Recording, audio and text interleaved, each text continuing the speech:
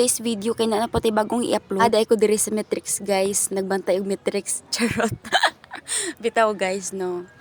There are very sad. Bitaw joke na to guys.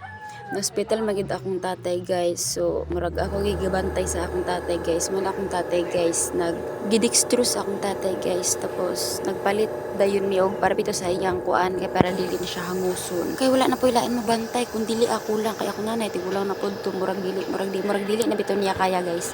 Ug wala man pupulingaw guys naglantaw-lantaw na nagikudara sa bintana sa simoy ng hangin. Charing. Givideohan pagid na ako ang akong nawong kung okay pa ba ko ani og dili ba ko haggard.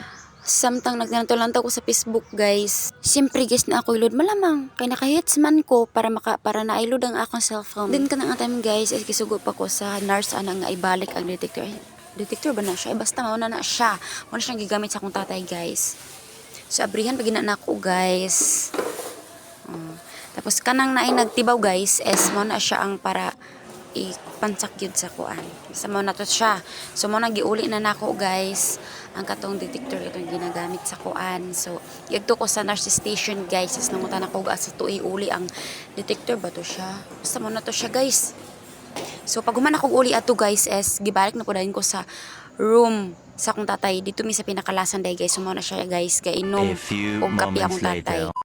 Og sa diyang wala na makulain mabuhat nag-TikTok na lang po guys.